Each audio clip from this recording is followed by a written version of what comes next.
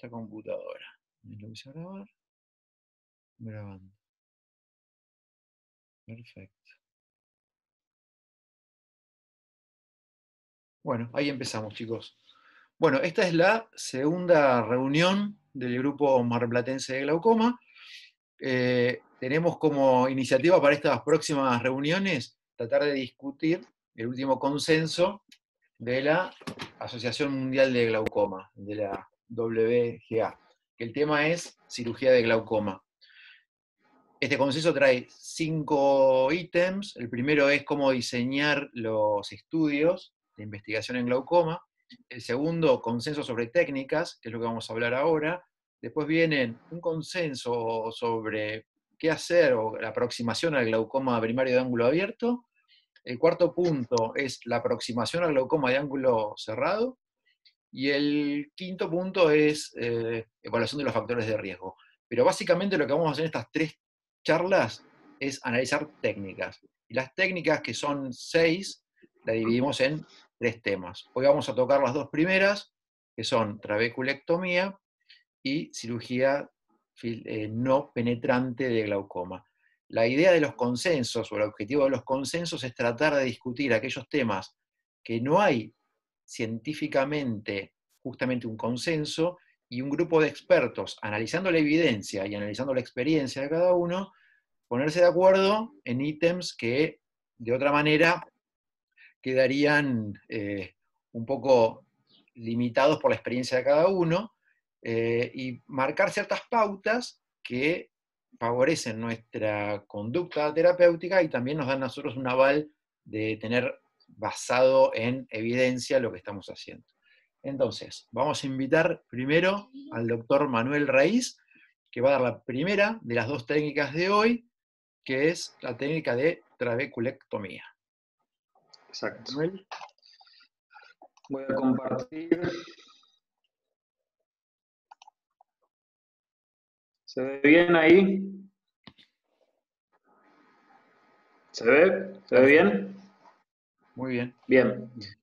Bueno, ¿qué tal? Buenas tardes a todos. Mi nombre es Manuel Raíz. Yo soy residente de la Clínica Privada de Ojos.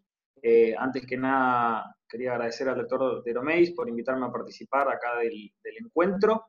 Y bueno, justamente como él dijo, a mí me tocó, voy a hablar de trabeculectomía, particularmente de los puntos que se trataron en el consenso. El objetivo no es hacer una descripción de la técnica en sí, sino contarles cuáles son estos puntos. Algunos son importantes porque pueden determinar el éxito o el fracaso de la cirugía, y otros, como dijo el doctor recién, porque son puntos donde hay dudas o donde hay mucha bibliografía y a veces no sabemos qué hacer. Una pequeña introducción: la trabeculectomía es una cirugía filtrante de espesor parcial que consiste en la extirpación de un bloque de tejido corneal periférico debajo de un tapete escleral para crear un bypass entre la cámara anterior y el espacio subconjuntival y así disminuir la presión, que es el último fin. Bueno, los pasos de la cirugía, esto lo voy a pasar así no me paso del tiempo. Estos son los puntos de los que voy a hablar. Primero, la preparación de la conjuntiva, luego las lesiones conjuntivales, la aplicación intraoperatoria de antimetabolitos, la facotrabeculectomía y el needling y rescate de la ampolla. Con respecto a la preparación de la conjuntiva, esto es un punto muy importante, justamente por lo que dice ahí, porque la prognosis o el pronóstico de la trabeculectomía está directamente relacionada con el estado preoperatorio de la conjuntiva. Obviamente, mientras menos inflamación haya, mejor va a ser el pronóstico, y esto tiene que ver con que la principal causa de fracaso de la cirugía tiene que ver con la fibrosis subconjuntival y epiescleral. Entonces, ¿qué se puede hacer, qué podemos hacer nosotros previo a la cirugía para mejorar el estado de la conjuntiva y finalmente el éxito de la cirugía? Lo primero y principal, suspender el tratamiento que tenga mayor efecto proinflamatorio. Ellos aclaran que, digamos, no está claro qué drogas y cuánto tiempo antes, pero que sería lógico pensar que las prostaglandinas o los parasimpáticos, los análogos de las prostaglandinas o los parasimpáticos miméticos, que son los que más inflamación generan, por ahí serían los primeros que había que suspender, y reemplazar estas drogas por medicación oral, como puede ser la acetazolamida. Después, reducir el uso de gotas que tengan conservantes. Sabemos que el cloruro de benzalconio es el conservante más utilizado y se relaciona con disfunción de la superficie ocular. Por eso lo que deberíamos hacer sería utilizar drogas que no tengan este tipo de conservantes. Este es un estudio que ellos nombran, donde justamente se estudiaron a pacientes a los que se les administró gotas con cloruro de benzalconio, y esto demostraron que fue un factor de riesgo para el fracaso de la cirugía temprana.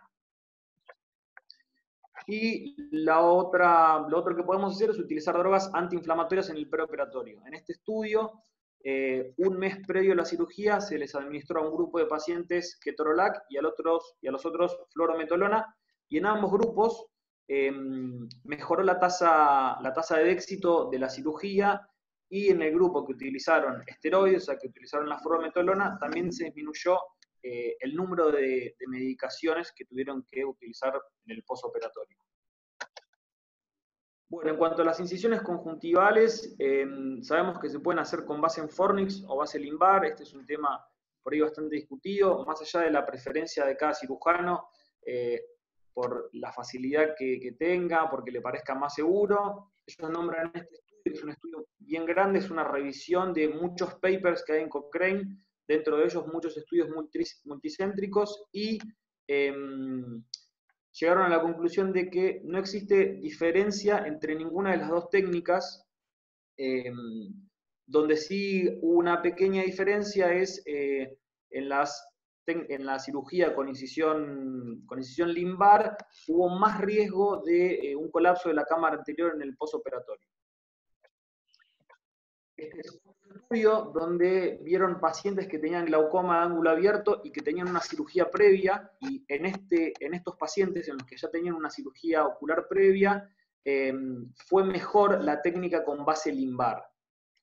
Y por último, este otro estudio donde se hizo un follow-up de 5 años, donde intentaron descubrir los factores de riesgo para el fracaso de la cirugía, y no encontraron ninguna diferencia entre ninguna de las dos técnicas. Los factores de riesgo que sí encontraron fue cuando existía fuga de la ampolla, independientemente de la técnica, y el hecho de ser un paciente joven. Los pacientes jóvenes tienen más riesgos de que fracase la cirugía. Bueno, en cuanto a la aplicación intraoperatoria de antimetabolitos, bueno, son agentes utilizados justamente para disminuir la fibrosis y la cicatrización, que, como nombré previamente, es la principal causa del fracaso de la cirugía. La mitomicina C es un antimetabolito que posee efecto antiproliferativo en las células que tienen mayor tasa de mitosis al inhibir la síntesis de ADN. La activación metabólica ocurre por una reducción mediada por la citocromo P450 en un contexto de hipoxia, y el 5-fluoracilo, que es el otro antimetabolito que más se utiliza, es un análogo de las piramidinas, que se utilizaba originalmente en el tratamiento oncológico y que actúa inhibiendo la enzima timidilato sintetasa, que cumple un rol en la síntesis celular. En cuanto a cuál utilizar, a veces dicen que está dado por el riesgo de fracaso que tiene la cirugía. Cuando tenemos una cirugía que tiene bajo riesgo, podemos no utilizar antimetabolitos. Cuando el riesgo es intermedio, se pueden utilizar 5-fluorouracilo o mitomicina C a dosis bajas. Y cuando el riesgo es alto, lo recomendado es utilizar mitomicina C a dosis altas. La concentración de mitomicina C varía en los estudios entre 0,02 y 0,04, y también el tiempo de exposición, de 3 a 30 minutos, dice en el paper. Lo que se suele hacer es humedecer una pequeña esponja. La dosis de 5-fluorouracilo es de 0,1 miligramos mililitro y la de mitomicina C de 0,2 a 0,4. Esto se coloca debajo de la conjuntiva, por detrás del sitio de filtración y del flap escleral, y luego se retira y se lava el área. Es importante una colocación muy anterior para evitar una fuga limbar. Y 300. lo que también se puede hacer, en vez de usar una esponja, es inyectarlo en el espacio subconjuntival, para lo que se utiliza una concentración menor, siempre seguido de un lavado, eso es bien importante. Este es un estudio donde intentaron determinar a ver si existía una relación entre la concentración que se utilizaba y la respuesta. Y concluyeron en que puede llegar a existir una relación, pero más importante que la dosis es el tiempo de exposición que se deja la esponja, por ejemplo. A modo de resumen, existen datos variables e inconclusos en cuanto a qué dosis y qué método es mejor. Bueno, en cuanto al flap escleral, generalmente la forma del flap depende de la preferencia del cirujano. Como vemos, hay flaps cuadrados, rectangulares, más triangulares. Los flaps cuadrados suelen ser de 4 a 5 milímetros, perdón, por 2 a 3 milímetros y son preferidos para condiciones de bajo flujo. Mientras que los flaps triangulares suelen ser más pequeños, tienen una sutura en el vértice y esto genera un alto flujo. Mientras más utilicemos para cerrar el flap, mayor va a ser la resistencia y mayor va a ser la presión resultante, ¿no? Una consideración para los ojos vitrectomizados y miopes altos: las suturas tienen que estar bien ajustadas para evitar la hipotonía posoperatoria temprana. Y la otra variante que influye en el flujo es el espesor del flap escleral. Mientras más grueso hagamos el flap, mayor va a ser la resistencia y mayor va a ser la presión resultante. Y lo que es importante es testear la integridad del flap antes de cerrar la conjuntiva al inyectar solución salina por la paracentesis. Bueno, en cuanto a la facotrabeculectomía, como sabemos, es un procedimiento combinado donde se realizan las dos cirugías, la facoemulsificación y la trabeculectomía, en una única visita quirúrgica. Eso es un beneficio, una ventaja. Como sabemos, la cirugía de catarata sola demostró reducir la presión intraocular, pero la cirugía combinada generalmente logra una mayor reducción de la presión y en el número de medicaciones.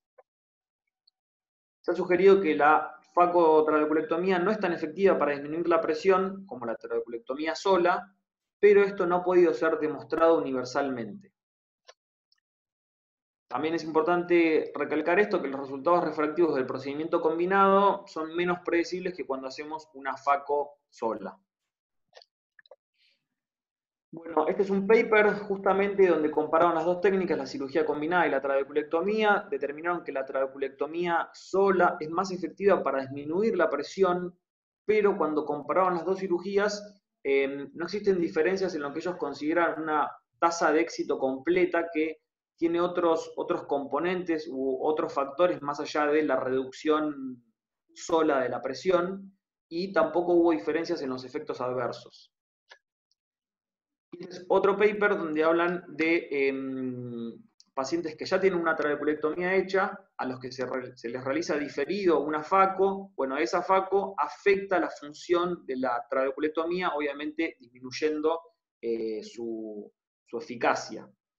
Por lo tanto, la facotrabeculectomía continúa siendo la solución para pacientes cuidadosamente seleccionados, para cierto tipo de pacientes.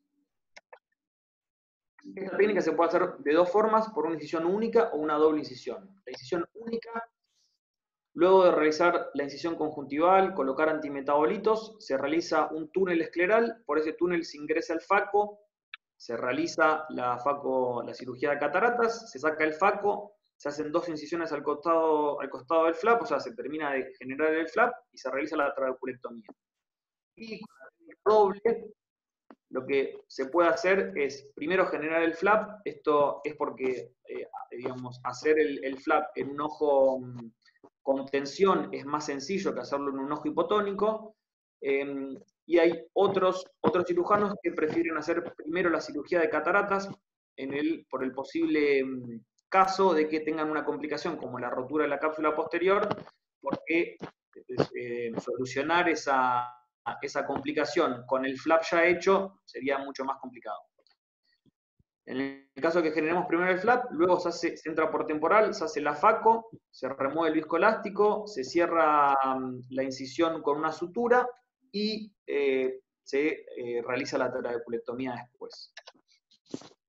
Ambos procedimientos tienen resultados de eficacia similares. Y lo que remarcan que es importante, obviamente, es usar corticoides en el posoperatorio, como después de todas las cirugías de catarata. Este es un estudio donde compararon las dos técnicas. Hablan de que la técnica con doble entrada parecería ser superior a la de una incisión única, pero en cuanto a los efectos adversos fue similar. Y este es otro estudio que también nombran, donde hablan que una de las ventajas que tiene la técnica con la incisión única es que se protege más el endotelio, hay menos daño endotelial. Entonces, para ciertas personas, para ciertos pacientes, por ahí pacientes añosos o con distrofias endoteliales, sería mejor o preferible usar esta técnica. Por último, el needling y el rescate de la ampolla.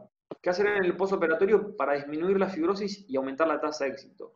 Una vez que se termina la cirugía de la trabeculectomía, hay varias cosas que podemos hacer en el postoperatorio para aumentar la tasa de éxito de la cirugía. Algunas de ellas son los masajes de la ampolla, la subturolisis o los antimetabolitos subconjuntivales. Y si nada de esto funciona, tenemos el needling con antimetabolitos. Hay varias técnicas, yo les voy a contar las que ellos nombraron. Al paciente se lo puede colocar en la lámpara de hendidura o acostado en posición supina. Se ingresa el espacio subconjuntival por temporal a 10 milímetros de la ampolla, con una aguja de 23 a 28 G, con una jeringa que tenga un poco de anestesia de lidocaína. La aguja es importante que se introduzca por un canal largo para disminuir el riesgo de fuga. Se realizan movimientos hacia adelante y hacia atrás para romper las adherencias fibrosas, obviamente siempre con cuidado para no perforar nada. Y después se ingresa por otro sitio y se realiza la inyección de 0,2 mililitros de antimetabolito con una concentración que puede variar, que es por otra entrada, como dije, por una entrada superior a la fístula escleral. Luego se cierra la conjuntiva con nylon o presionando con un hisopo. No existe consenso acerca de qué antimetabolito es mejor. Ellos sí aclaran que el 5-fluorouracilo en algunas regiones del mundo es más usado, pero no se sabe cuál es mejor a ciencia cierta. Y lo que también es importante saber es que ambos poseen complicaciones, como toxicidad corneal, blebitis, o sea que no es algo gratis para el paciente, así que sugieren que habría que seguir desarrollando nuevas o buscando nuevas drogas mejores. Así que, a modo de resumen, el pronóstico de la cirugía filtrante está directamente relacionado con la condición preoperatoria de la conjuntiva, de la córnea y del borde palpebral. Así que lo que podemos hacer para mejorar el estado de la conjuntiva son discontinuar las gotas antiglaucomatosas, rotar a vía oral y utilizar corticoides preoperatorios. En cuanto a las incisiones, se observó una eficacia similar en la trabeculectomía con incisiones conjuntivales con base limbar o en fornix. La mitomicina C y el 5-fluorouracilo reducen la cicatrización conjuntival, pero hay información inconclusa acerca de la forma más eficaz de administración, así como de la dosis, el tiempo de exposición y el área a tratar. A pesar de que el grosor del flap altera el flujo del humor acuoso, la forma y el tamaño óptimo, todavía no está determinada. La evidencia parece indicar que la facotrabeculectomía es menos efectiva para reducir la PIO que la trabeculectomía sola en el glaucoma de ángulo abierto. Y por último, que el needling postoperatorio con antimetabolitos es una parte muy importante de la trabeculectomía. Muchas gracias.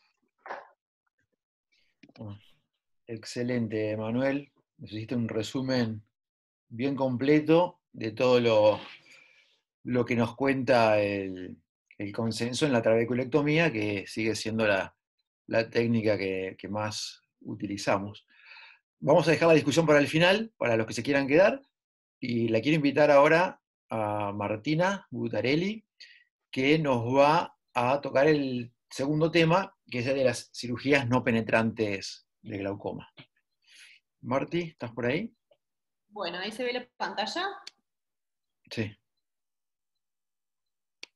Bueno, muy buenas tardes a todos. Yo soy Martina Butarelli, soy residente de tercer año del Centro Oftalmológico y a mí me tocó discutir sobre el consenso de cirugías no penetrantes en glaucoma.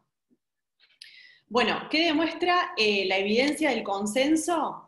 Primero que estas cirugías, que son 3 de las que voy a hablar, son más seguras que la trabeculectomía, pero no son mucho más eficaces, o al menos no están tan estudiadas como la trabe. También se discute que, o no se niega, que el uso de dispositivos de drenaje y antimetabolitos mejora los resultados postquirúrgicos y que el 60% de los casos necesita de la goniopuntura con láser para mantener la presión. Son cirugías que tienen curvas de aprendizaje muy altas, muy largas, entonces no están tan estudiadas, por eso no se sabe mucho de la eficacia que tienen. El cirujano tiene que tener muy estudiada la anatomía del ángulo, y el espolón escleral es el reparo anatómico donde vamos a encontrar el canal de Schlemm, por eso es tan importante tenerlo en cuenta. Bueno, la primera es la esclerectomía profunda. Las indicaciones son el glaucoma primario y secundario de ángulo abierto, tanto el pseudofoliativo, pigmentario, uveítico, secundario corticoides, el de presión normal o el glaucoma terminal. ¿Cuándo está indicada? Cuando no hay control con tratamiento tópico, cuando no hay adherencia al mismo y cuando está contraindicado por reacciones adversas. Tiene ciertas contraindicaciones, como por ejemplo ángulo estrecho o cerrado, neovasos, las goniodigenesias o el glaucoma refractario. ¿Se puede combinar la FACO con la esclerectomía profunda? Sí, es igualmente efectiva que la combinación FACO-TRABE, inclusive dicen que mejora mucho más la presión y la agudeza visual. Bueno. Algunas consideraciones que tienen en cuenta es, primero, el tratamiento pre- y postquirúrgico. Recién, como hablaba Manuel también, acá se recomienda suspender las prostaglandinas y evitar el cloruro de benzalconio. Esto lo que hace es ayudar a disminuir la fibrosis que puede llegar a tener postquirúrgica. El tratamiento prequirúrgico es con AINES y postquirúrgico antibióticos y corticoides. Nosotros tenemos como un protocolo de 4 semanas de corticoides. Bueno, ellos dicen que usar corticoides al menos por 3 meses ayuda a disminuir la fibrosis, pero tenés que tener en cuenta los pacientes que son corticorrespondedores. Bueno, en ellos tenés que discontinuarlo o usar AINES. En cuanto a la anestesia, es lo mismo que la trabe, eso va a elección del cirujano. El flap es lo mismo, base Fornix o base Limbo. Con respecto a los antimetabolitos, dice que la mitomicina C hay evidencia de que es más efectiva que el 5-FU. Y con respecto a los dispositivos, mejoran la tasa de éxito final de estas cirugías, no habla de ninguno en particular. Y con respecto a las complicaciones, la más frecuente es la fibrosis, que bueno, la podemos diagnosticar con la gonioscopía, la VM o el OCT de cámara anterior. Se trata con un needling, si fracasa, ya se recurre a una cirugía con implantes. La catarata también es una complicación, pero es menos frecuente que la trabe, y otras, como por ejemplo la ampolla enquistada, blebitis, endoftalmitis, seidel, hipotonía, etc. Otra de las complicaciones es el iris encarcerado, que puede ser causa de la perforación de la membrana trabéculo-desemética, que después lo vamos a hablar más adelante. Bueno, en la técnica me voy a explayar un poco, porque la técnica es la misma para las tres, después varía un poquito, así que ahora la explico bien, y después vemos lo que varía en cada una. Bueno, con la tijera Westcott abrimos la conjuntiva 12 milímetros, ya sea base Fornix o base Limbo, y se libera la cápsula de Tenon. Se realiza la diatermia en el área de esclera libre, se cauterizan los vasos, y se coloca la mitomicina C entre la Tenon y la esclera aproximadamente 3 minutos. Luego vamos a realizar el flap escleral superficial, que es de 5 por 5, se forma y se va a plegar hacia el limbo. Después vamos a realizar lo que es el flap escleral profundo, que es 1 milímetro por dentro de lo que es el superficial, ya vamos a ver fotos, y se diseca también horizontalmente con el crescent hacia el limbo. Hay que dejar un remanente del 10% sobre la coroides. Acá vamos a llegar hasta el canal de Schlemm, que es el plano de la membrana de Descemet y el estroma corneal. Ahí vemos la filtración del humor acuoso a través del trabéculo anterior y la membrana de Descemet. Acá lo que hacemos es diseccionamos el flap profundo y ahí se realiza la ventana trabéculo-desemética o el destechamiento del canal de Schlemm. Acá es el momento, si tenemos que poner dispositivos, de colocarlos o no. Suturamos el flap escleral con un nylon 10 y después de la conjuntiva hacemos la ampolla. Acá lo que vemos, se ve el puntero, ¿verdad? Bueno, esto es un poquito acá cómo funciona el drenaje. viene por cámara anterior, acá está el flap profundo, que no está, digamos, que ya lo recortamos, flap superficial, sale según cómo lo suturamos, según lo tenso que esté, va a ser la resistencia que va a ofrecer, y la ampolla. Esto acá es el destechamiento o la ventana trabéculo-semética, ¿sí? Ahí vemos el canal de Schlemm, sacan esa partecita. Acá lo que vemos un poquito es el paso a paso de la cirugía. Flap profundo, este es el flap superficial, este es el flap profundo, y acá lo que vemos es, no sé si se llega a ver, pero ahí es como que hay, esa es la ventana trabéculo-semética, se saca el techo, digamos, del canal de Schlemm, o la parte que se expone, y esa es la ventana que se genera. Bueno, la segunda cirugía es la viscocanalostomía. Acá lo que hacemos es introducir viscoelástico en el canal de Schlemm para mejorar el drenaje dilatándolo. ¿Cómo se hacen? Se hacen inyecciones lentas y múltiples, siempre observando el limbo, porque hay que evitar el desprendimiento de la membrana de la Descemet. ¿Podemos combinar la FACO con la visco? Sí, primero lo único tenemos que hacer la FACO, porque en la hidrodisección y en la facoemulsificación aumenta la presión y se puede generar una ruptura de la membrana trabéculo-semética, por eso primero el orden de la FACO y después la visco. La mitomicina C tiende a disminuir la presión a largo plazo, sin ser estadísticamente significativo. Esto fue un estudio que se comparó la visco con mitomicina y sin mitomicina.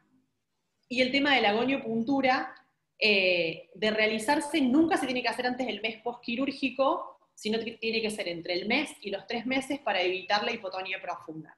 Y tener en cuenta que si en estas cirugías tenemos un aumento de pío temprano, quiere decir que hay una mala disección de la ventana trabéculo-semética, y si es tardía, ya tiene más que ver con el tema de la fibrosis. ¿Cuáles son las indicaciones? Glaucoma primario de ángulo abierto, pseudofoliativo, pigmentario, uveítico o el facogénico sin sinequias. Pero a quienes precisamente tienen la indicación de la visco, en los pacientes jóvenes que tienen glaucoma leve o moderado, que no buscamos bajar la pío, o sea, no tenemos un target tan bajo. Los pacientes que tienen catarata y pseudofoliación, se recomienda hacerlas juntas. ¿Por qué? Porque al sacar la cápsula anterior liberamos lo que generaría la pseudofoliación en sí. En los pacientes que debemos evitar la inflamación extra, como los glaucomas uveíticos o traumáticos, en los pacientes que no pueden recurrir a los controles, acá lo comparo un poquito con la trave sí o sí tenés que controlar al paciente, y eso depende del éxito o no de la cirugía. Bueno, acá, pacientes que por cuestiones económicas, de lejanía o lo que fuese, no pueden asistir, esto es una indicación. Y en los miopes altos o los que tienen glaucoma por presión venosa epiescleral alta. Tiene ciertas contraindicaciones, como por ejemplo los trabéculos no íntegros o dañados, ya sea el cierre angular primario o secundario, la recesión angular o post-trabéculoplastia. Y también los glaucomas neovasculares. Como complicación, la más frecuente es el lipema, también la hipotonía. Acá sí tenemos un ojo hipotónico, pero con una cámara anterior profunda y sin perforación, es señal de que la cirugía es y va a ser exitosa, ¿sí? Que no hay necesidad de reoperar. Hay también un decoroide en un 5%, no se reportaron blebitis o endoftalmitis, y otra de las complicaciones es la perforación de la membrana trabéculo-semética. Y acá lo que habla es que la curva es bastante larga de aprendizaje, y dentro de las primeras 20 o 30, el 30% tiene esta complicación, que en definitiva hasta que se aprende la técnica después uno la sabe hacer, por eso es tan importante conocer la anatomía, hacer bien el flap profundo y hacer bien el plano hasta llegar al canal de Schlemm. También habla de que es muy fácil como solucionar esta complicación, porque si la perforación es muy grande, se convierte en una perforante y se hace una trave. Digamos, se hace la trabeculectomía, se transforma a trave. Y otra de las complicaciones puede ser el desprendimiento de la Descemet. La técnica es exactamente igual que la que yo dije anteriormente, la esclerectomía profunda. La única diferencia es que cuando nosotros sacamos el flap profundo, acá vemos, inyectamos el visco, ¿sí? De un lado y de otro, de forma lenta y cautelosa para no desprender la DSM. Acá vemos una imagen de lo que es el procedimiento real. Acá lo que vemos es que están colocando el visco. Hace algunas comparaciones entre la esclerectomía profunda y la viscocanalostomía. La primera necesita más frecuentemente la goniopuntura. Faco-visco versus faco-trave, ambas tienen como complicación la fibrina, pero la faco-visco tiene mayor tasa de éxito a los 3 años. La viscocanalostomía versus la faco-visco tiene igual eficacia y seguridad, al igual que la faco-visco y la faco-esclerectomía profunda. Después la compara la faco-visco con las mix. Las primeras tienen mejor perfil de pío a largo plazo y disminución del uso de gotas antileucomatosas, y las mix tienen menos complicaciones. Y después la viscocanalostomía versus la canaloplastia, que ya lo vamos a hablar, tienen el mismo perfil de seguridad, y la última disminuye un poquito más la pío. Y por último, acá lo que habla es la canaloplastia con la colocación de expansores de canales. Es la misma técnica, lo que pasa es que se usan los dispositivos. Entonces habla de que tanto sola como combinada tiene igual disminución de presión a los 12 meses y la disminución también de gotas antileucomatosas tanto a los 12 meses como a los 24 meses. Entonces, ¿qué es mejor, la canaloplastia o la trave? Y cuando compara si combina la trave con la mitomicina C, hay mejores resultados en la presión. El IPEMA se reportó con mayor frecuencia en la canaloplastia, y el resto, como las hemorragias coroideas o la hipotonía, en la trabeculectomía. Y aparentemente en la canaloplastia necesitamos mayor tratamiento postquirúrgico, pero no fue estadísticamente significativo. Y en cuanto a los eventos adversos, pueden ser la imposibilidad de canalizar, el desprendimiento de la DSM o el IPEMA. Y hace también algunas comparaciones en glaucoma de ángulo abierto a los 12 meses. La facocanalostomía con la facotrave, esta última presenta mejores valores de pío y ambas disminuyen el tratamiento antiglaucomatoso. Facocanalostomía versus facotrave con mitomicina, la última tiene mejores resultados de presión y disminución del tratamiento antiglaucomatoso. Y facocanaloplastia con facoesclerectomía profunda, la primera tiene mejores valores de pío, pero hay mayor IPEMA. Y a los 24 meses es también bueno, la misma evidencia, digamos. Y muchas gracias. Bueno, muchas gracias, Martu. Muy lindo también y muy completo todo. Bueno, entonces, de las 6 técnicas quirúrgicas para glaucoma que se analizaron en el consenso, ya hoy pudimos ver 2, desde lo técnico hasta lo que dijeron los consensos. Después, si quieren, al final los repasamos o damos nuestras opiniones, a ver o nuestras experiencias. Terminado este primer módulo que es de teórico, presentación del libro, vamos a pasar ahora a la segunda parte, que es la presentación de casos clínicos. Y entonces vamos a invitar primero a Juan Venturino, que nos va a dar el primer caso, que es de descompensación endotelial por tubo de una válvula de AMED. Juan, fíjate si Sí, puedes entrar. para que la vuelvo a abrir. Dale.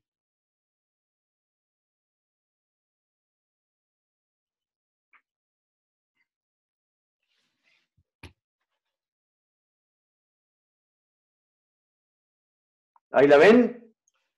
No, fíjate si la tenés abierta. Creo que tenías 2 cuentas abiertas, ¿no? Sí, pero tengo que poner compartir pantalla, Pablo. Sí, abajo. Ah, para. A ver. Si no, a ver, espera que te voy a. ¿Sabes qué? Te voy a poner coanfitrión en los 2. Entonces puedes entrar con cualquiera de las 2. A ver, fíjate ahí si podés. Para. No, pero tengo. Rocío, venite un. Voy a buscar ayuda. Dale. Ahí tienes las 2 cuentas como anfitrión. Mientras tanto, ahí por el chat, mientras pone Juan la presentación, ¿alguno tiene experiencia con las cirugías no penetrantes de glaucoma? A ver ahí. Todavía no. ¿Apretaste donde dice compartir pantalla ahí abajo? Y ahí está, acá.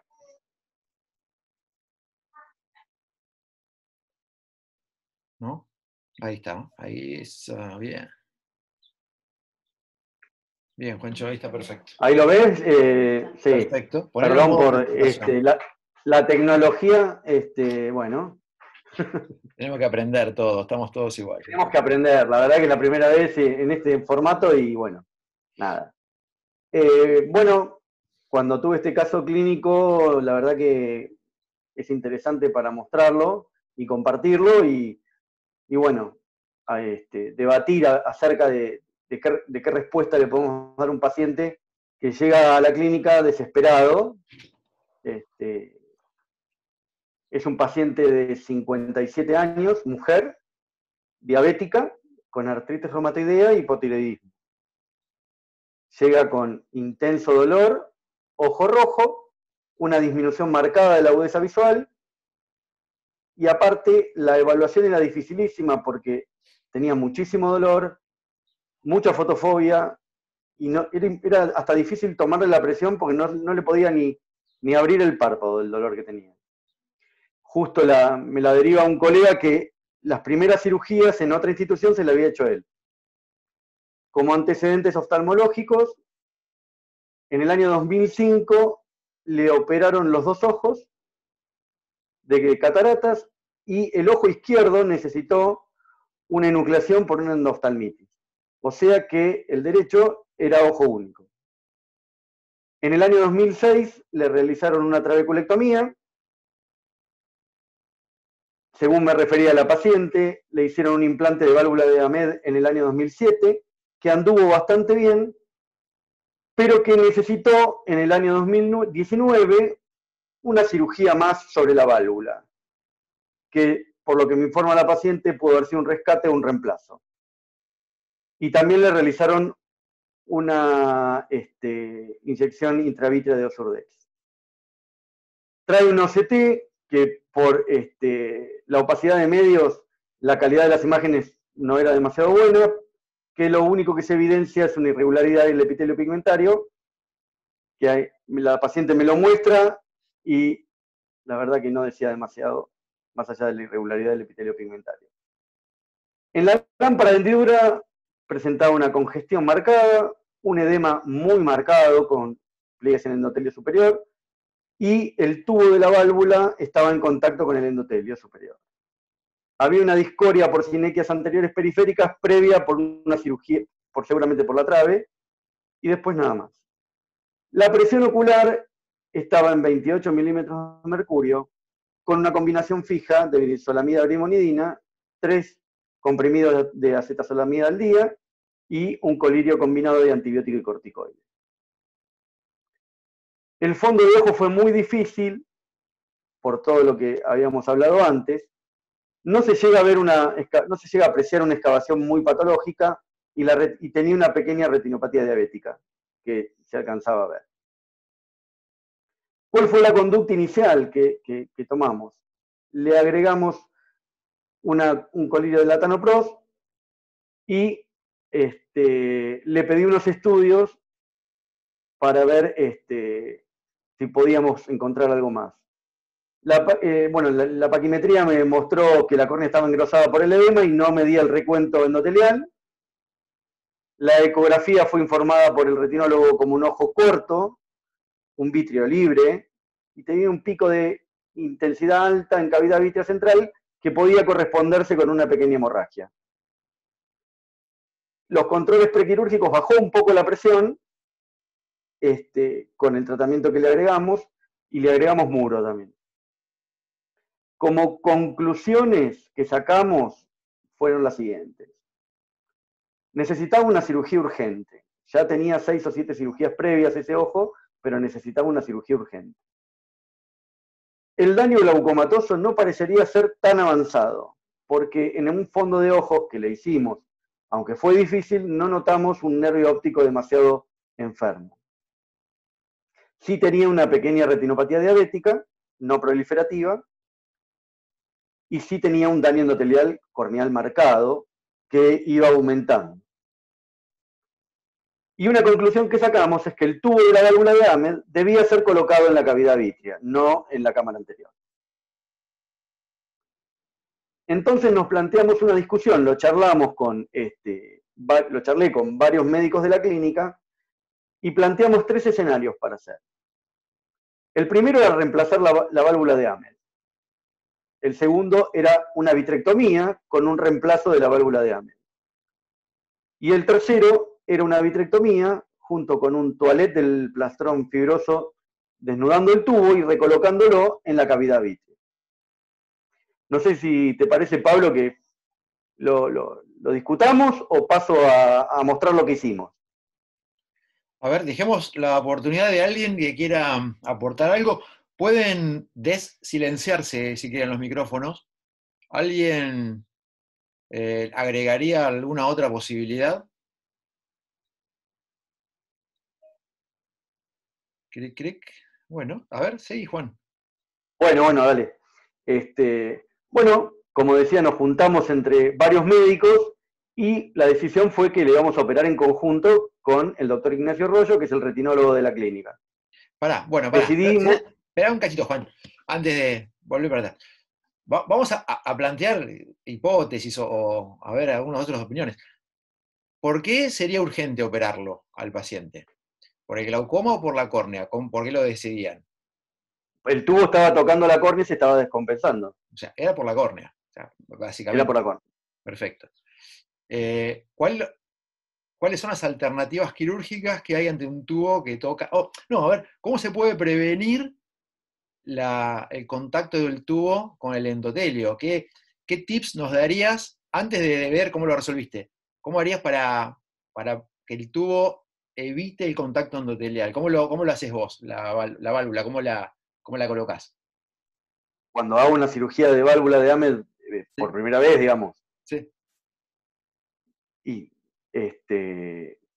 bueno, inclino la incisión con la aguja entre el iris y la córnea y aparte, yo no suelo dejar el tubo muy largo, Pablo, al contrario, lo dejo bastante corto, le tengo más respeto a la córnea, entonces trato de dejarlo corto. Lo voy cortando, me queda largo, lo saco, lo vuelvo a cortar, hasta que logro, digamos, la dirección que considero, el largo. Y después, si por alguna ocasión el tubo me queda muy cerca del iris o toca el iris o la córnea, hago otra incisión y lo coloco nuevamente. Pero... ¿Y qué técnica usás cuando es paciente de primera vez para colocar el tubo?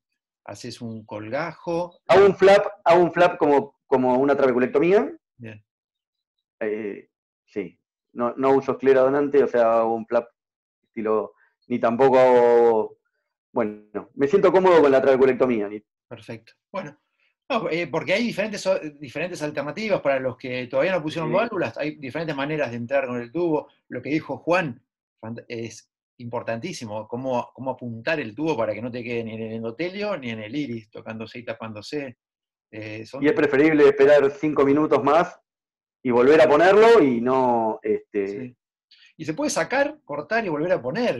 No es lo más difícil poner el tubito a través de la incisión, sobre todo cuando hiciste un flap. A veces es difícil cuando haces esa canalización como la que es el mexicano, Gil Carrasco, que la de Félix Gil. La de Félix Gil, que se mete con una agujita, esa es más complicada, pero está bueno. Bueno, seguíamos. Bueno,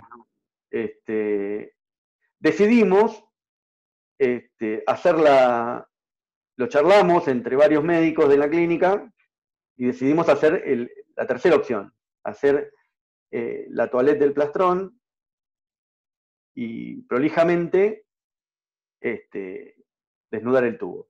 Lamentablemente no tengo video, fue la primera cirugía después de que la clínica se hizo la desinfección por el caso de COVID y alguien no enchufó algo y no hay video. Pero bueno, más rápido. Los pasos de la cirugía, primero un rato largo, tratando con mucho cariño de la conjuntiva, abrí conjuntiva y divulsioné muy prolijamente y muy superficial, y después me tomé un tiempo muy largo en debridar el plastón de Tenon, que era muy, muy duro y muy sangrante, y después liberé despacito el tubo por abajo colocando una espátula de iris por un costado, mientras iba con la Westcott liberando los bordes del plastrón. Después el doctor Rollo hizo una excelente vitrectomía y coloqué el tubo en la cavidad vítrea, la pars plana, y luego cerré conjuntiva. En los primeros controles postquirúrgicos, la presión estaba bien, había una mejoría leve de la agudeza visual, estaba en percepción luminosa cuando llegó a la clínica, y tenía una úlcera por el pulido del epitelio para la vitrectomía porque no tenía buena visión el retinólogo para poder hacerla.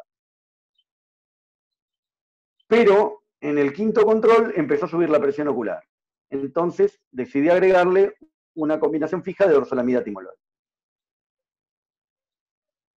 Luego, en los siguientes controles, ya empezaba a mejorar el comportamiento visual, ya la paciente entraba caminando, más segura, uno lo nota cuando empiezan a mejorar la visión, que ya se sienten más confiados al entrar al consultorio. Y empezaba a mejorar un poco el edema corneal y los pliegues endoteliales. Se iban haciendo menos y más en el tercio superior. Y el tubo estaba en la cavidad vítrea. Entonces, ahí se puede ver, no sé si llegaron a ver con el cursor, esto es a los 45 días más o menos, ya todavía tenía unos pliegues endoteliales en el tercio superior, pero la córnea inferior estaba bastante bien. Esta es una pequeña discoria que traía de la primera cirugía. Ahí se ve el tubo en la cavidad vítrea. Le puse una gota para dilatar la pupila y la ampolla se veía bien. Pero bueno, la paciente quería ver. Entonces, esperamos y por suerte, en el último control, ya le pude dar un anteojo y alcanzó 3 décimas, lo cual para la paciente era la gloria. Y uno respiró más tranquilo. Pero bueno, esa fue la decisión que tomamos. Pudimos haber tomado otra decisión. Escuché, porque por ahí uno de entrada dice le cambio la válvula y la pongo en el tubo del vitrio, pero por ahí cambiando la válvula. En este caso, para hacer menos traumática la cirugía con el dolor que tenía, optamos por esta opción. Muy bien. Bien, muy, muy, muy interesante, Juan. Muy interesante. Hiciste en realidad un doble procedimiento, porque hiciste el implante del tubo en el vitrio para proteger esa córnea, y también volviste a refuncionalizar la válvula con ese mecanismo que es Sí. de plastrón que se forma, que no es... No, y aparte, bueno, no, lo que no puse ahí, pero también cuando saqué el tubo, infundí solución salina para probarlo. Sí, los tubos son muy nobles. Lo que pasa que muy noble. la conjuntiva, no es la conjuntiva, la fibrosis que se forma alrededor del tubo es lo que hace que aparezcan esos fenómenos de hipertensiones después de varias semanas. Y ahí es muy importante el tema del uso de los corticoides. ¿Vos cómo haces el corticoide, las gotas de prednisolona postoperatoria? ¿Cuánto tiempo? ¿Qué dosis? ¿Cuántas veces por día? Bueno, en este caso, o sea, fue bastante rápida, no hubo, venía con corticoide previo, pero la cirugía fue urgente, pero generalmente lo dejo mes y medio, 2. Y en una válvula de AMED, muchísimo más,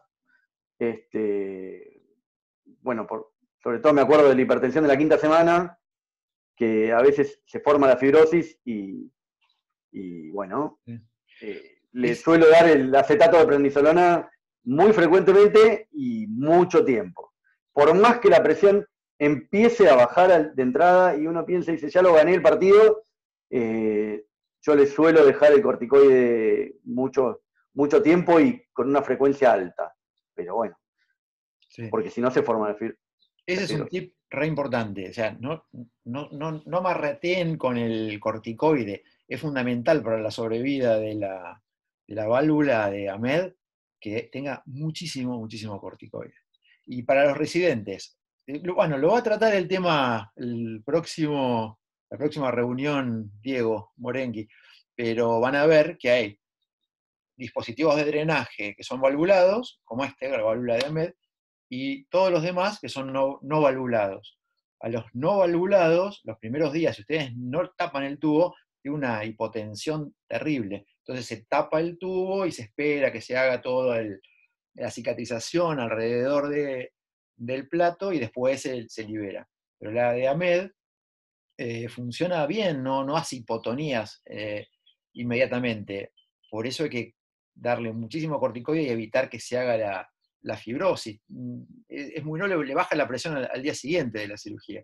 Así que le pueden dar corticoide, no le pueden dar, le deben dar corticoide a altas dosis durante muchos días. Juan, estuvo bárbara la presentación. Bueno, gracias. Bueno, vamos a presentar. Ahora poné dejar de compartir pantalla, así la invitamos a la doctora Eugenia Andreoli, que nos va a hablar sobre un tema no quirúrgico de dilemas en glaucoma. No sé si estás por ahí, Euge. Sí, ya ahí comparto pantalla. A ver si estamos. Ahí va. Avísame si no sale la presentación bien. Perfecto, está. Muy bien. Bien. Bueno, bien. Todo esto es a propósito de un caso. Para que no sé si corre, ¿eh? No. Ahí. Voy a presentar entonces. Acá me voy a correr. Una mujer de 56 años, que su motivo de consulta era triquiasis, con un dolor intenso en el ojo izquierdo, y refería ardor al colocarse las gotas de larga data. Gotas para el glaucoma, estaba con un tratamiento antihipertensivo ocular desde hacía 8 años. Había probado timolol, torsolamida, latanoprost, y en el último tiempo estaba colocando el combo nada más de timolol dolso, 2 veces por día. Venía para extracción de pestañas, ella ya tenía el hábito de realizar ese tipo de consultas, y refería conjuntivitis u ojo rojo a repetición. Como antecedente personal, solo hipotiroidismo, su agudeza visual en el momento de la consulta, para ojo derecho era de 10/10 y 3 décimas en el ojo problema. En ese momento solo le medí la presión del ojo en el ojo derecho, 13, y no pude tomarle la presión en el izquierdo por el cuadro. En el ojo izquierdo, que es el ojo problema, ya se podía evidenciar una úlcera que comprometía toda la parte inferior y nasal del ojo, y sus pestañas que detrás de la línea normal de pestaña veíamos unas pestañas distiquiásicas, finitas, pero muy dañinas para la superficie, que era lo que le generaba esa úlcera que estamos viendo. Pero cuando bajamos el párpado podíamos ver que la úlcera era bien extensa, no solamente era de córnea, sino también de conjuntiva, y estaba todo el lecho conjuntival ulcerado, con mucha secreción, no bacteriana, sino con una secreción blanquecina. Y si seguíamos mirando, podíamos mirar los párpados, y podíamos ver acá el borde del párpado superior y la carúncula, podíamos ver cómo estaba queratinizada la carúncula, y el pliegue semilunar se había borrado, y había una intensa hiperemia, no solo de la parte inferior, sino también de todo el ojo. Ahí en la última foto podemos tener un pantallazo general de cómo estaba el ojo izquierdo. Se puede ver también un avance de la conjuntiva a nivel de córnea, un panus. El ojo derecho, en cambio, a simple vista, parecía un ojo relativamente normal en cuanto al posicionamiento de las pestañas, conjuntiva vulvar próxima a la córnea blanquecina, pero ya podíamos ver en el ángulo que estaba hiperémico.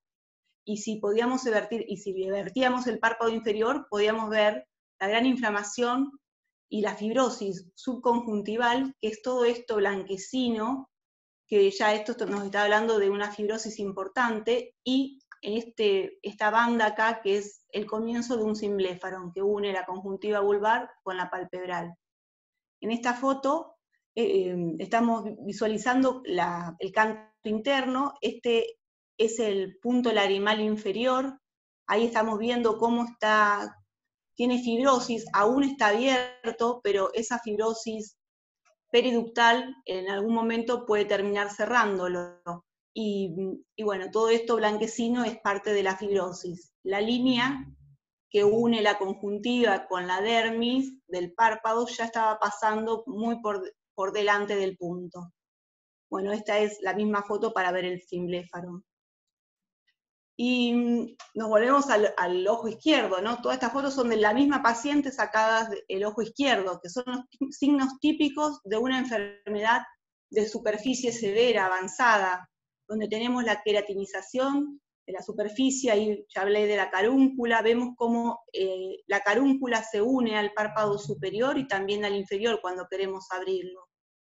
Y ahí este cimbléfaro, el otro que mostré era del ojo derecho, este es del lado izquierdo, el lado comprometido, vemos que está mucho más hiperémico, vemos que el fondo de saco está mucho más acortado, vemos ahí como el vaso pega la vuelta rápidamente, y bueno, y para finalizar vemos que cuando hay compromiso corneal, vemos el panus, hay pérdida de las stem cells limbares, conjuntivalización de la córnea, es un ojo seco muy severo este, y acá ahora volvemos a ver los dilemas del caso, porque le queremos poner un nombre y un apellido también.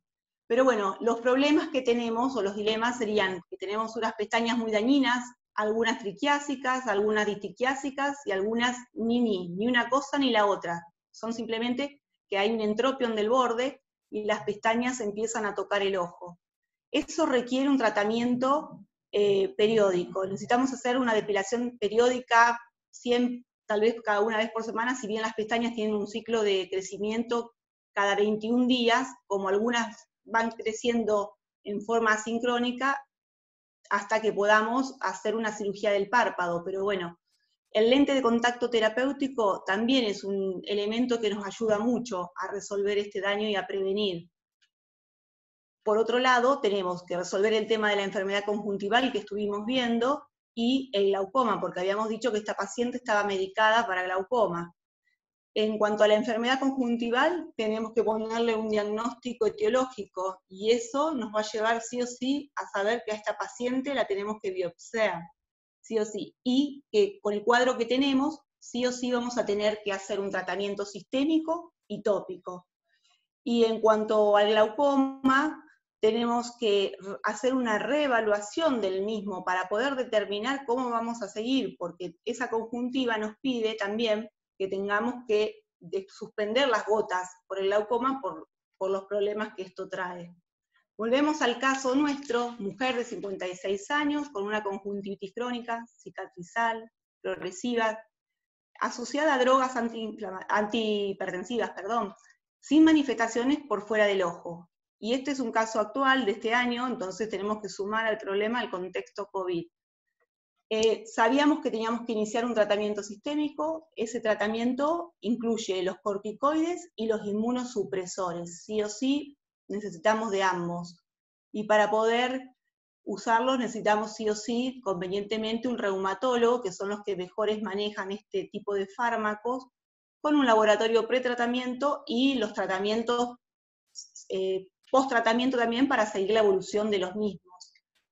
En el tratamiento tópico, que también es un gran capítulo, porque tenemos que considerar que ese ojo está seco, que está inflamado, que hay una úlcera y que hay pestañas, requiere polimedicación también para tratar todo el cuadro, y tenemos que pensar que tenemos que tener mucho cuidado con qué fármacos vamos a usar, porque queremos no poner fármacos con conservantes, con cloruro de benzalconio principalmente, y vamos a tener que estar muy atentos a las pestañas, que nos van a terminar lesionando cualquier hazaña que estemos realizando, ¿no es cierto? Bueno, la planificación de la biopsia es lo que amerita luego. Entonces, ahora les voy a contar mi caso. Yo planifiqué la biopsia, en realidad la biopsia no terminó siendo muy rápida, sino que se demoró 4 meses después del diagnóstico de ese día que yo la vi, que pensé que, en realidad un poco más tal vez, pero bueno, la terminé haciendo la primera en agosto de este año, y me dio negativa. Me informó un epitelio conjuntival, con todo normal, con solamente un edema en el corion. Había caliciformes, había epitelio, no había infiltrado, ni fibrosis estromal. Y la inmunofluorescencia, no se observaba ningún tipo de depósito de inmunos complejos. Con 3 sueros se realizó esa muestra, que era inmunoglobulina E, A y el factor 3 del complemento. El diagnóstico terminó siendo una conjuntiva edematosa. Bueno, hasta ahí, con ese diagnóstico, dije, bueno, es un pseudopenfigoide asociado a drogas glaucomatosas, o es un 30% de los penfigoides oculares cicatrizales que son penfigoides y dan biopsias negativas. Bueno, normalmente se aconseja repetir la biopsia por justamente ese porcentaje que hay de biopsias negativas alto, a los 3 meses. Yo en realidad no esperé 3 meses y la volví a realizar a las 3 semanas, y la biopsia me dio positiva. Ahí se podía ver ya tanto en la biopsia, en la anatomía patológica, como en la inmunofluorescencia. Podíamos encontrar una metaplasia escamosa total, ausencia de caliciformes, degeneración en el corion, bien ahí subepitelial, y un componente inflamatorio mixto, pero escaso. Y en la inmunofluorescencia directa, ahí encontrábamos lo clásico del penfigoide cicatrizal, que son los depósitos lineales de esas inmunoglobulinas G, y en este caso fue inmunoglobulina G y complemento del factor 3. La intensidad de esto era muy poquita, mucha, y era en forma segmentaria, pero lo importante era que estaba todo ubicado en la membrana basal, que es la zona donde están los antígenos de esta enfermedad. Entonces, el resultado final del estudio fue que era una biopsia y la inmunofluorescencia vinculable al penfigoide cicatrizal en fase crónica.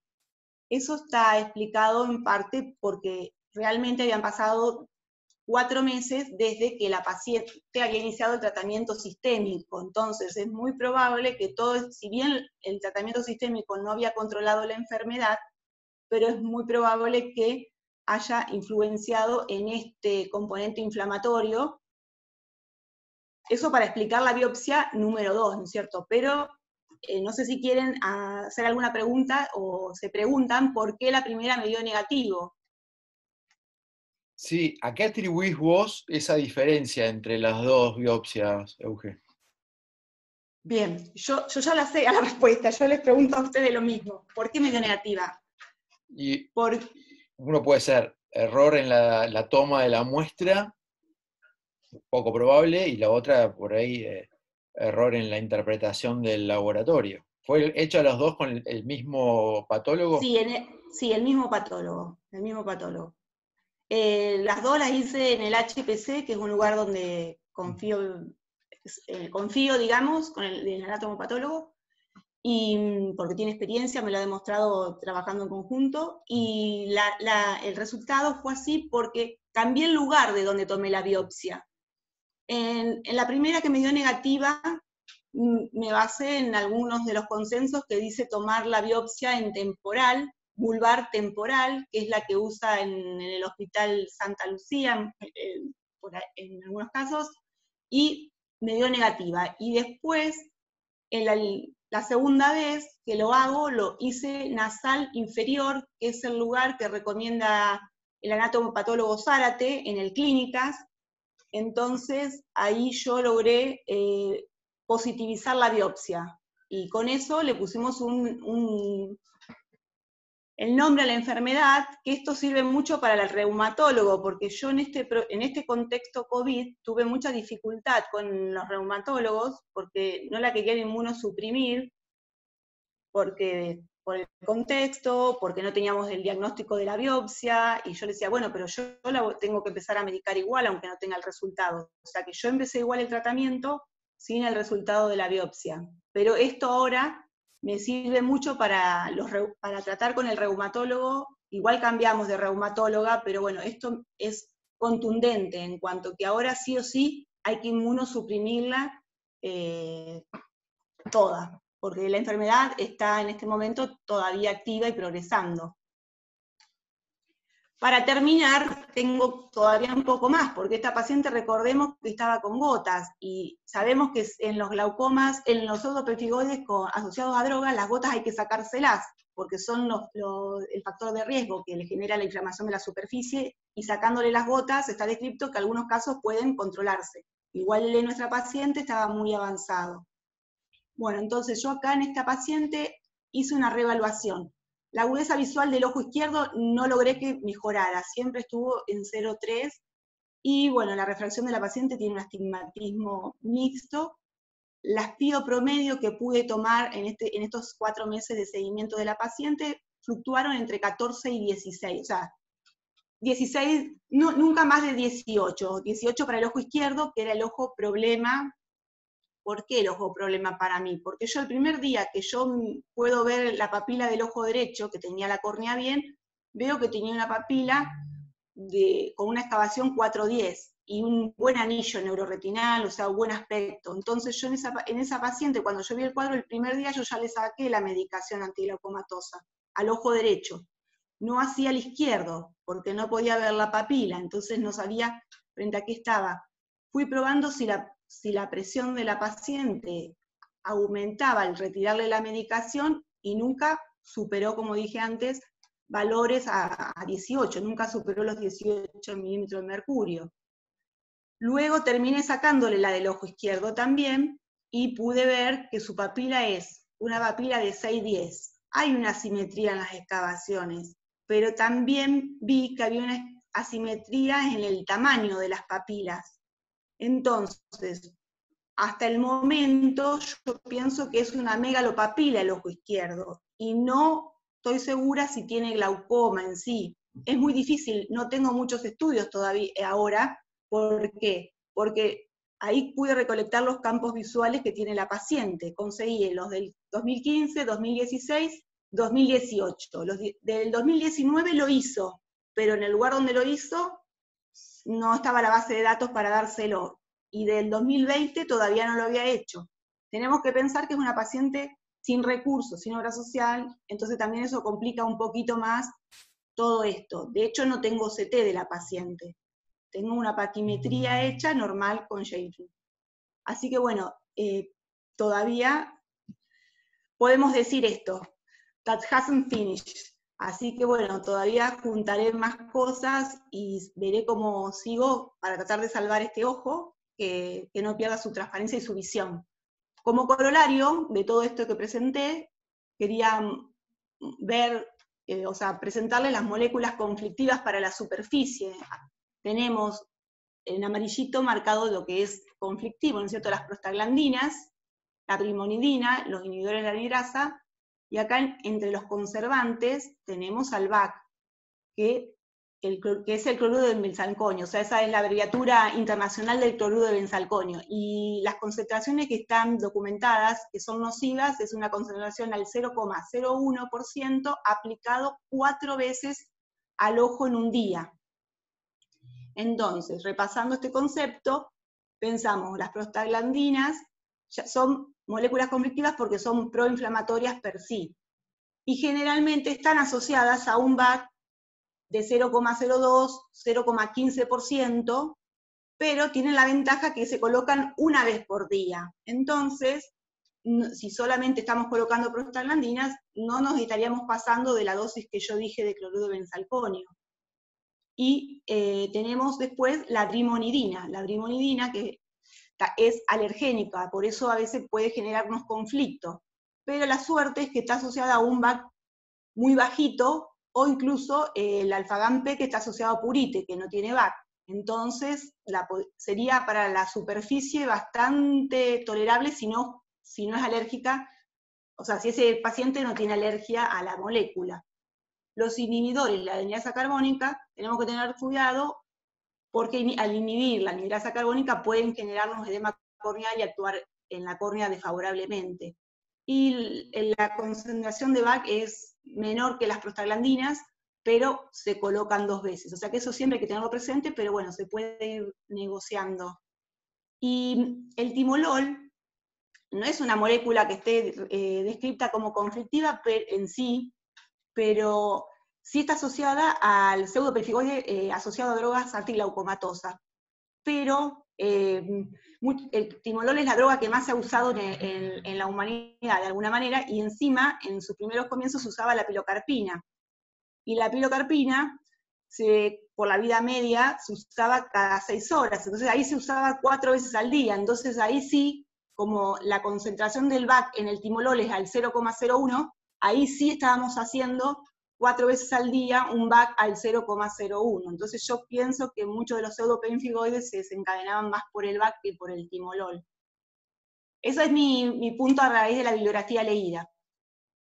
Entonces, como resumen, tenemos que tratar de encontrar formulaciones sin VAC, que está demostrado que produce apoptosis en la superficie. Acá tenemos que buscar fármacos con conservantes más amigables para la superficie, o los que no tienen conservantes, que vienen en unidosis, o con el sistema, o sea, multidosis, pero con sistema VAC, que es un sistema que tiene una membrana que permite que no entren las bacterias al gotero, y sí salga el frasco que está almacenado en ella, sin ese conservante. Por eso cuesta a veces que salga la gota, porque bueno, tiene todo un mecanismo físico que tiene que traspasar. Para ir resumiendo, los colirios antihipertensivos, hay que recordar que pueden provocar no solamente la enfermedad que vimos hoy, que es el penfigoide cicatrizal, sino cualquier tipo de ojo seco, el pseudopenfigoide, pigmentación de las famosas ojeras o de la piel del párpado, y la reabsorción grasa.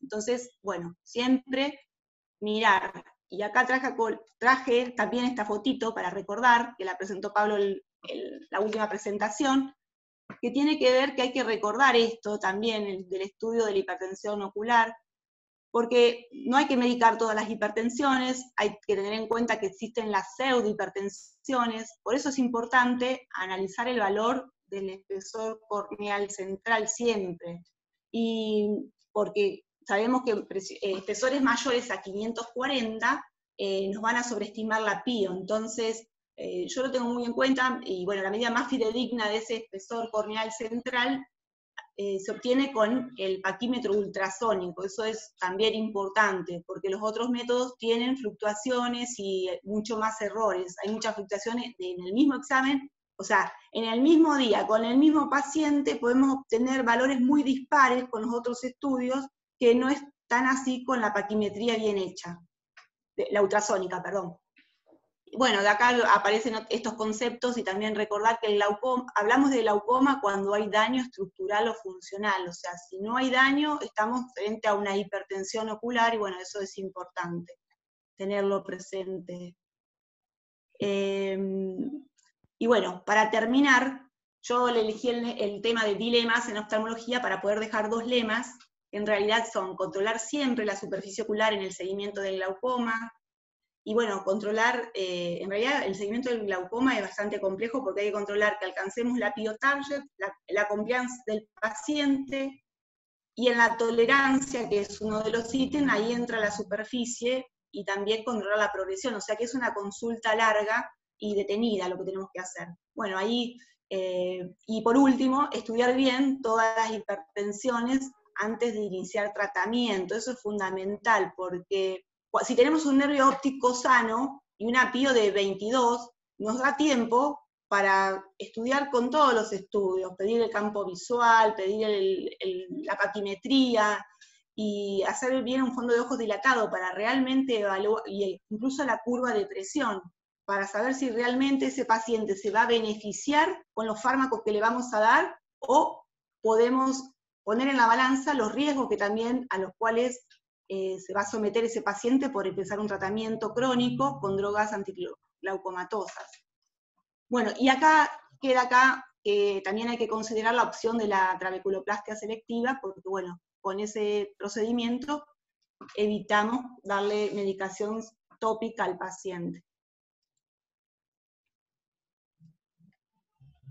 Bueno, bárbaro, Y Eugenia. terminamos. Estuvo muy bueno el caso, y aparte se complementa con el inicio de toda la charla de hoy, porque si se acuerdan lo que habló Manuel Raíz a propósito de la trabeculectomía, el primer punto del consenso que tocó esto fue que el pronóstico de la trabeculectomía va a depender del estado en el que está la conjuntiva. Entonces, volvemos para atrás con esta paciente. 56 años y estaba en tratamiento médico máximo. Estaba, no me acuerdo si 3 drogas o 4 drogas. Llegó a estar en 3 drogas. En un momento estaba haciendo timolol, dorso y latanoprost. ¿Cuántos años? 5, y 6 unos años. meses. No, hasta el 2015 venía con una sola droga, pero hacía timolol y le aparecía, y no la toleraba, le ardía, la cambiábamos, o sea, leí, en la historia clínica vi que latanoprost, otra vez lo mismo, después timolol dorso, lo mismo, no toleraba ninguna gota individual, y no entendí bien por qué terminó haciendo 3 drogas a la vez, pero bueno. Sí. Tarde o temprano hay que ser un equilibrio, porque si la paciente realmente va a terminar con un glaucoma y nosotros la tenemos medicada durante muchos años por temor a la operación, estamos complicándonos la parte más importante que nos va a favorecer la operación, que va a ser la conjuntiva. Entonces hay que pensarlo muy bien. Si realmente es un glaucoma ultra evolutivo, está avanzando muy rápido, por ahí adelantarnos con la cirugía para proteger esa conjuntiva. Es difícil a veces tomar la decisión. Y muchas sí, veces... no, igual, viste, cuando hay, está bien, en los medios, viste, donde no tienen tanto poder económico, es verdad que las medicaciones están todas con cloruro de benzalconio, tienen todas, o sea, las que no lo tienen son más caras, o las unidosis y demás son más caras, pero se observa mucho, o sea, me ha pasado muchos pacientes que no toleran las medicaciones y le cambias la prostaglandina sin conservante y la toleran bárbaro, o sea, y bueno, esos cambios que son necesarios hacerlos a tiempo, porque esta paciente si llegó a este estado, está hablando de que tenía la enfermedad hace 14 años prácticamente, o 8 años, sin tratamiento, para llegar al grado de fibrosis que tiene. Y la alteración en la calidad de vida de esa persona es fatal. Tener una pestaña un día dentro del ojo es molesto, pero imagínense lo que debe ser con esa conjuntiva y córnea ulcerada, la distriquiasis. Le alteró más la calidad de vida el tratamiento que la posible enfermedad. Claro, por eso, sí, perdón, en esa balancín que uno pone, que yo le doy medicación porque no la quiero dejar ciega, bueno, la paciente también está con ese tema, ¿no? Yo ahora la tengo sin medicación y ella siempre tiene miedo de que se va a quedar ciega, ¿no? Porque ella tiene glaucoma. Alguien le dijo, entonces, bueno, si no te pones la gota te quedas ciego. Alguien se lo dijo. Uno debe explicarle que tiene riesgos, no que se va a quedar ciego, no se pone el timolol, la verdad. Claro, por eso, entonces, bueno, viejos, empiezan a convivir con una enfermedad. Los médicos de acá que están los más viejos, dígame, ¿quién se le quedó ciego porque no se puso el timolol? No, se quedan ciegos después de estar usando 258.000 gotas, no responden a ninguna, lo operaste 3, 4 veces. Entonces, tengámosle más paciencia a los pacientes y expliquémosle bien cuáles son los verdaderos riesgos, porque al atemorizar o decirle a una persona, usted tiene glaucoma y es una enfermedad que lo va a dejar ciego, ya le alteraste la calidad de vida. Y eso se puede hasta medir. Hay cuestionarios de calidad de vida donde se mide se llama fear to blindness, el temor de quedarse ciego, ya le sonaste la vida, solamente con eso. Entonces, bueno, un montón de cosas, y está bueno que discutamos todos estos puntos, porque vamos aprendiendo entre todos cómo manejar nuestra práctica. Bueno, yo no quiero hablar más, hablen ustedes, alguien que haga preguntas si quieren algo de las primeras 2 presentaciones o algo de los casos clínicos, actívense los micrófonos, y si querés, ponemos, ¿estás compartiendo tu pantalla o no, Euge? Ahí la saqué a mi pantalla para que nos veamos todos. Vale, así nos vemos todos. Bueno, ¿quién quiere hablar? Decir algo. A ver, los chicos más jovencitos, ¿alguna duda que tengan sobre las técnicas de la trabeculectomía o de las no penetrantes? Los no tan jóvenes también podemos hablar un poco. Sí. Si no, no me da lugar a nada. No, tengo una pregunta. Tengo 2 pacientes que operé de catarata y venían con tratamiento para glaucoma, uno venía con una uveitis, no una crisis previa, pero había tenido crisis de uveitis, y en los dos pacientes se me fue la presión muy alta, que la tuve con medicación máxima, todo, y entonces decidí operarla, ¿sí? Los dos pacientes. En los dos hice una trabeculectomía, ¿sí? Una anduvo muy bien y la otra se me tapó todo. La ampolla se fibrosó, hice el needling, todo, terminé poniendo una válvula. Mi pregunta es, más allá del costo económico de la válvula, ¿vos decidís siempre hacer primero una trave y después una válvula, o ya entrás a una válvula de una? Después yo estuve pensando, ¿qué hago? ¿Le hago una válvula? ¿Viste? Pero cuando voy y pido la válvula, cuesta mucha plata, pero más allá del costo económico, ¿viste? El paciente fue sometido a 2 cirugías. Entonces, eso te iba a preguntar, ¿vos cómo hubieras hecho? Gracias. Juan, ¿estás Sí, activo? lo primero que, sí, lo que le diría a Jerónimo es, primero, qué uveitis tenía, y en segundo lugar, yo en los casos uveíticos prefiero poner una válvula de una, sobre todo si ya el cristalino no está más, digamos. Y si Bien. prefiero poner la válvula, pero también depende el lugar, qué sé yo, si estás en el hospital y la válvula no llega. Yo trabajé en el Intersonal y hemos tenido que operar trabeculectomías de pacientes que por ahí tenían indicación de válvula. Pero bueno, a veces, si es en un contexto privado con una obra social, yo intentaría poner una válvula. No sé, Pablo, ¿qué opinás? También. Sí, Perfecto. por ahí como resumen para los que no operan mucho, uno tiene siempre la idea que la válvula la podés poner en cualquier momento, o sea, podés ponerla aunque tengas hecho una trabeculectomía en otro lugar, porque no depende tanto de la conjuntiva. Una vez que vos pusiste la válvula, ya tenés una gran parte de conjuntiva tocada, entonces otras opciones no te quedan. Pero va a depender muchísimo, si voy a ir directamente con una válvula de una, el estado de la conjuntiva, ¿sí? Pero el estado actual de la conjuntiva.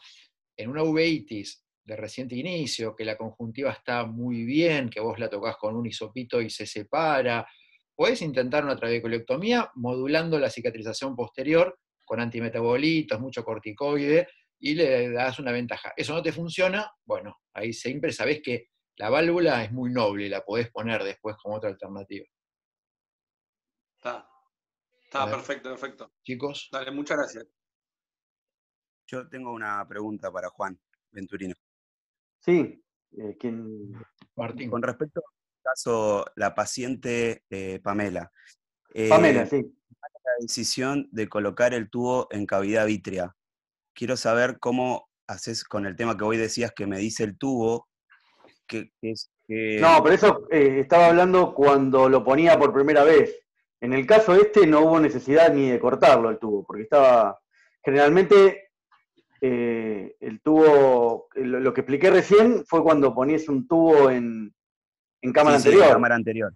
Pero cuando queda en cavidad vítrea, ¿cómo haces con el tema de la memoria que tiene el tubo, de que no vaya a tocar ninguna parte de la retina, o cómo? No comprendo bien esa parte.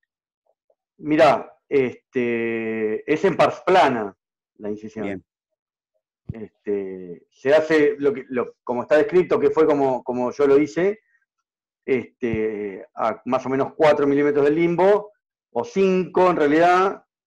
Haces un pretúnel de 1 milímetro, 1,5 milímetros, y después inclinás, y ahí, como cuando, el pretúnel como cuando está descrito para unos urdex, esa es la incisión como está descrita para poner el tubo en vitrio.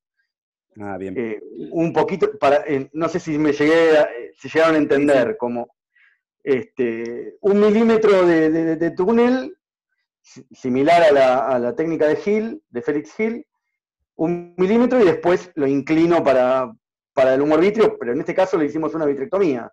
Entonces, el tubo quedó en par plana, ahí nomás detrás en la foto se ve, el lente intraocular, ahí nomás. O sea, la verdad que estoy muy contento y no hubo que cortarlo, creo. No me acuerdo el video, pero pero no estaba muy largo el tubo, no es que estaba descompensando la córnea porque estaba muy largo, estaba muy cerca del endotelio, estaba tocando el endotelio, pero no era un tubo largo, entonces no tuve que cortarlo. No sé si eso es lo que vos querías preguntarme, Sí, Martín. sí. Quería saber más o menos, en el caso de que si lo colocaban directamente como segunda opción siempre en cavidad vítrea. Por lo general En siempre este caso, con la córnea, con la descompensación de córnea que tenía, en el caso de este paciente, de esta señora, no pensamos nunca la posibilidad de colocar una válvula de vuelta en cámara anterior. Bien, perfecto. Otro Gracias, Juan. tema es con las queratoplastias penetrantes, cuando querés poner una válvula y la córnea está recién trasplantada, que es bastante común el glaucoma post-queratoplastia, es una muy buena opción ponerlo en la cavidad vítrea. Tenés que tener la suerte de que el paciente ya sea pseudofáquico, que le hagan la vitrectomía. Y vienen de la misma fábrica de AMED, yo no sé, nunca lo puse, he visto los videos, vienen unos clips para extender el tubo, si querés, si te quedó corto, pero viene un clip muy bueno que se pone directamente sobre la esclera y se conecta con el tubo de la válvula de AMED, que se te quedó corto, y ese clip va directamente hacia la cavidad vítrea y se sutura a la esclera. Es un clip de extensión. Yo nunca lo puse. ¿Alguien que tenga experiencia con válvulas? Que quiera aportar algo. Bueno, si nadie... a ver, ¿alguna otra consulta? A ver, me voy a fijar las preguntas. Acá Mati preguntaba en qué sector de qué sector de la... Bueno, eso después lo explicaste. ¿Qué sector sacaste la muestra? Eso después lo explicaste. Que ese puede ser el motivo por el cual la primera haya salido mal. Es un muy buen tip eso, tener en cuenta cuando vamos a hacer una biopsia, dónde sacarla. Está silenciada, me parece, Euge. Sí, está silenciada. Sí. Para que te... Ahí está, ahora sí. Ese es un gran tip, el lugar, elegir el lugar. Bien. Es fundamental. Y bueno, cuando nos da negativo, obviamente que tenemos que volver a hacerlo. Algunos esperan más, pero bueno, yo no me aguanté y creo que hice muy bien también por la paciente, porque la paciente tenía también su ansiedad por esto, que le estaba cambiando su estilo de vida y que se negaba a tomar corticoides porque también estaba adquiriendo un hábito cushingoide, que también eso le generaba todo un problema, o sea que es una enfermedad grave para la psiquis de cualquier persona. Sí, seguro. Bueno, chicos, ya 1 hora y media, así que los vamos a dejar libres. Lo único que les voy a pasar, los temas, después lo vamos a pasar al chat también. Tema para la próxima van a ser el módulo 3 y 4 del consenso. Módulo 3 es dispositivos de drenaje, que lo va a dar Diego Morengui. Y el 4, mix, que lo va a dar Néstor Sánchez. ¿Sí? Lo que no tenemos todavía es los que quieran presentar casos clínicos, me avisan, me mandan un mensaje, lo mandan al chat del grupo y ya los ponemos. Y después díganme si quieren por chat, si quieren que lo hagamos dentro de un mes o lo hacemos en 15 días, como para hacerlo más corto. Y pensar de qué seguimos hablando después de estos. Ahí la idea de discutir el libro nuevo de Glaucoma de Lerner, vamos a ver algunos capítulos, que está bastante bueno. Yo lo tengo y es muy, muy actualizado, tiene temas, pero del año pasado, por ahí en ese libro, así que está bueno para actualizarnos en esos, y cualquier otra inquietud que tengan, que quieran hablar, me encanta, me gusta mucho que los chicos, los residentes, preparen temas, ¿sí? Porque está bueno porque se van entrenando también en dar charlas, porque no es fácil presentarse en público y empezar a hablar. Entonces, vamos a analizar también eso después en privado, a ver qué cositas se pueden ir haciendo para mejorar presentaciones y de qué manera hacerlas, y cuando se empieza a habilitar las presentaciones reales, no virtuales, y tengamos que ir, vamos a ver si podemos armar, yo voy a hablarlo con la SAG, de que nos den algún espacio para que el grupo marplatense de glaucoma se presente y que haga sus presentaciones y hacer un pie en esto de difundir los temas de glaucoma. Bueno, buen fin de semana, que lo pasen re lindo. Buen escriban fin al de. chat, pongan Buen fin de. inquietudes, todo lo que tengan y preparen algún caso clínico. Si no tienen mucho material, no pasa nada, lo discutimos. Acá es como si estuviéramos reunidos juntos en algún lugar y charlando entre nosotros, ¿no? No nos ven, somos 20 nada más, no nos ven más que eso, así que con toda tranquilidad y practiquen mucho el tema de hablar, eso está muy bueno. Bueno, buen fin de semana y gracias por quedarse hasta Hasta ahora. luego a todos. Chau. Nos vemos.